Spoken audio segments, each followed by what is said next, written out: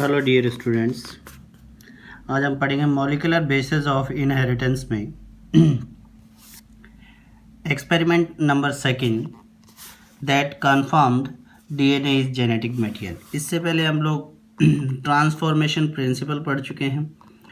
फिर transformation principal को ही continuous किया है फर्स्ट एक्सपेरिमेंट में एवरे मैकार्टी मैक्लियोड ने कि ट्रांसफॉर्मेशन होने वाला जो मटेरियल है वो डीएनए है। अब डीएनए ही एक जेनेटिक मटेरियल है, इसके लिए प्रूफ या कंफर्म्ड एक्सपेरिमेंट नंबर सेकंड है।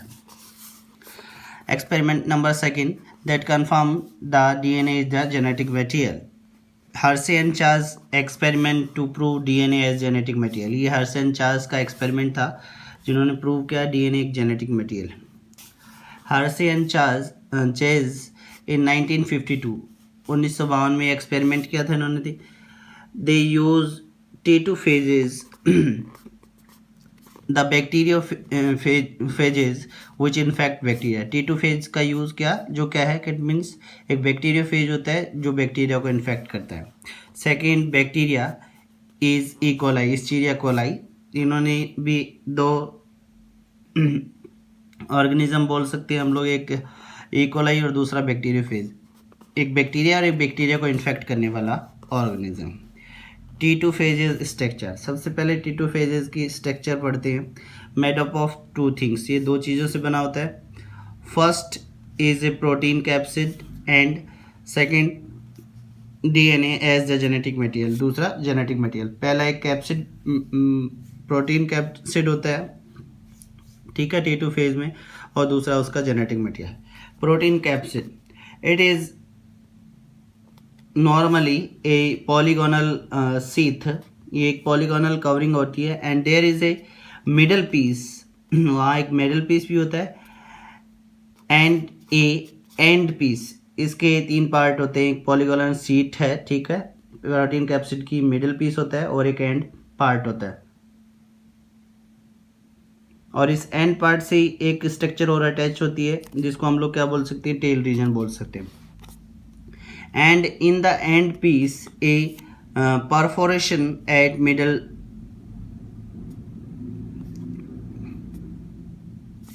and in the end piece a perforation at middle like structure perforation के जैसे एक स्ट्रक्चर होती है एक मिडल में, ठीक है। परफोरेशन जैसे लाइक कैसे बोल सकते हैं, ये परफोरेशन है, ये एक छोटा होल सा या pointed structure that is the end piece, ठीक है। ये एंड पीस है, एंड पीस है, और इस एंड पीस पे ही परफोरेशन स्ट्रक्चर बोल सकते हैं हम लोग, ठीक है। ये एंड पीस और इस एंड पीस पे परफोरेशन, तो end piece and perforation at middle, like middle में एक ऐसी स्ट्रक्चर होती है उसको हम लोग परफोरेशन बोलते हैं। In the middle part is spring like spiral protein attach. Middle part पे एक spring like spiral protein attached होती है। T2 has genetic material as DNA. और दूसरा क्या बोल सकते हैं, प्रोटीन कैप्सिड के बारे में हम लोग ये पढ़े हैं, फर्स्ट पार्ट था जो, और सेकंड पार्ट जेनेटिक मटेरियल। तो जेनेटिक मटेरियल इसके अंदर डीएनए होता है। T2 फेज की स्ट्रक्चर ये हम लोगों ने थ्योरेटिकल पढ़ा है, अब इसका डायग्राम देखते हैं। सबसे पहले this one is the protein capsid, ठीक है। प्रोटीन कैप्सिड ये इसका जेनेटिक मटेरियल है, ठीक है। और प्रोटीन कैप्सिड के भी फर्दर पार्ट्स हैं, जैसे फर्स्ट पार्ट हम लोग बोल सकते हैं पॉलीगोनल सीथ, ये पॉलीगोनल सीथ होगी, ठीक है। फिर ये मिडल पीस बोल सकते हैं हम लोग, middle piece, this is the middle piece, ठीक है।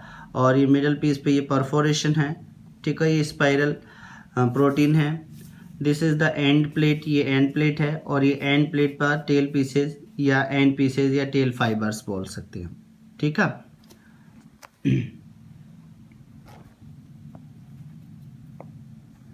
ये स्ट्रक्चर है इसकी। Hershey and Charles grow the T2 phases with E. coli in two types of medium। Hershey और चार्ल्स ने अपने एक्सपेरिमेंट को कंप्लीट करने के लिए इस T2 फेज को कहाँ पे, इट मीन्स ई कोलाई के साथ में ग्रो किया दो अलग अलग मीडियम में। T2 phases, medium of growing radio active sulphur and phosphorus. दो मीडियम लिए थे इन्होंने, और वो ग्रोइंग मीडियम कौन से थे, radio active sulphur and phosphorus थे। S35 और P32। Sulphur is a component of protein, तो ये एक इंपॉर्टेंट थिंग है, सल्फर क्या है, इन प्रोटीन का कंपोनेंट है। This sulphur is not found in DNA, ये डीएनए के अंदर नहीं प्रेजेंट होता। T2 phases grow in radioactive sulfur और radioactive phosphorus। S35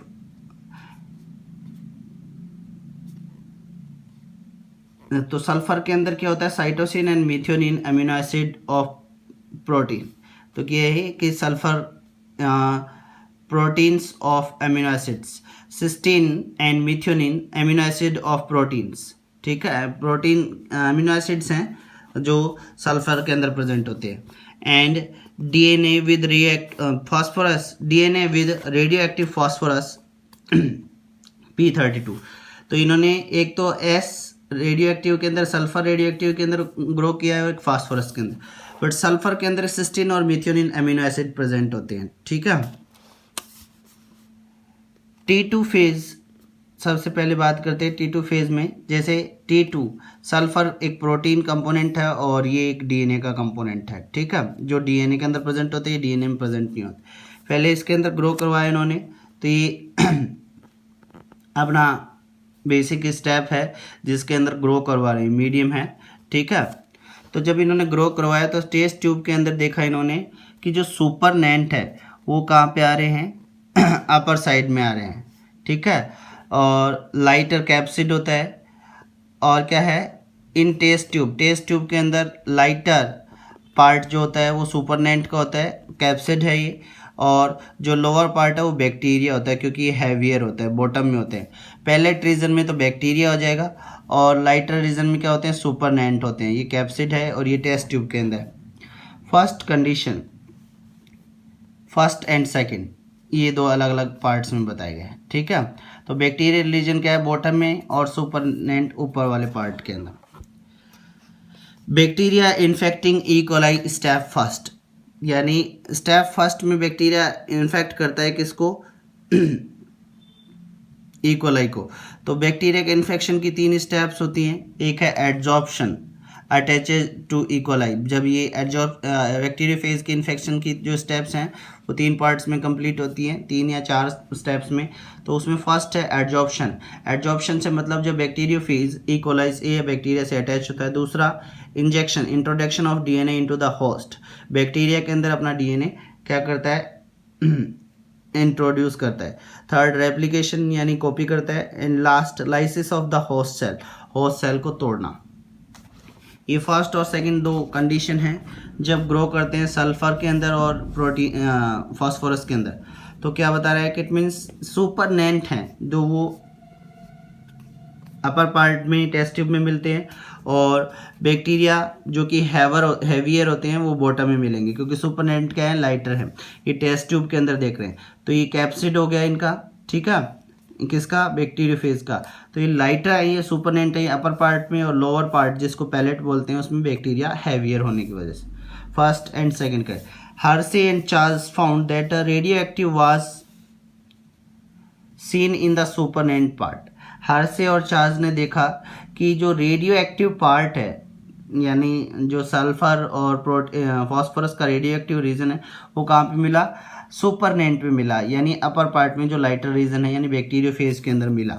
ठीक है, after centrifugation the protein capsids which are empty now they are in the supernatant part and the bacteria E coli DNA. क्या बोल रहा है कि जब सेंट्रीफ्यूगेशन क्या है, एक मशीनरी सिस्टम है जिसके अंदर से हम लोग फिल्टर करते हैं, छानते हैं। ठीक है, the protein capsids are empty मिला इनको protein capsids, and now they are in the supernatant part में थे, in the bacteria E coli DNA, bacteria के, एंड जो डीएनए था वो बैक्टीरिया के अंदर मिला, ई कोलाई के अंदर। रेडियो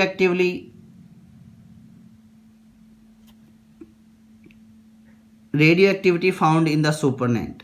ठीक है, रेडियो एक्टिविटी किसके अंदर प्रेजेंट हुई, सुपरनेंट के अंदर। ये फर्स्ट स्टेप में।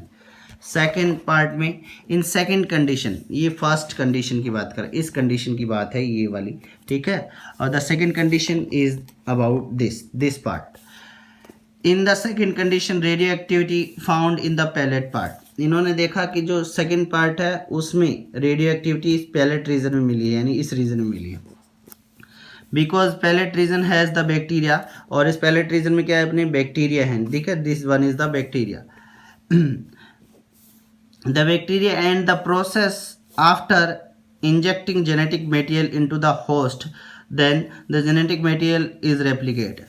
अब क्या बात कर रहा है, इस रीजन में अपना बैक्टीरिया है, ठीक है, पैलेट रीजन में, और रेडियो एक्टिव रीजन भी एक्टिविटी भी इसी रीजन में पाई गई है।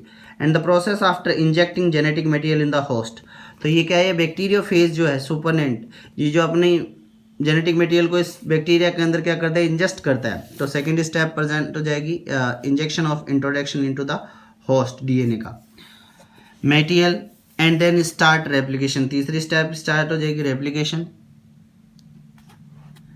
नेक्स्ट है T2 phases, only two things. T2 phases में खाली दो थिंग्स होती है। The protein after injecting the genetic material, the protein after injecting the genetic material when gets empty it is lighter, जब खाली हो जाएगा तो ये लाइटर हो जाता है। And it is found in the supernatant part में पाया जाएगा। And the host, and in the host cell, और होस्ट सेल के अंदर क्या होगा, to prove it productivity was observe in the pellet, और इसको प्रूव करने के लिए हमने रेडियो एक्टिविटी को ऑब्जर्व किया in the pellet region. That conclude DNA is the genetic material confirmatory experiment, ठीक है। ये कंक्लूड करता है कि DNA एक कन्फर्मेटरी एक्सपेरिमेंट है, DNA एक जेनेटिक मटेरियल है। तो ये दो स्टेप्स हैं, एक स्टेप ये और एक स्टेप ये।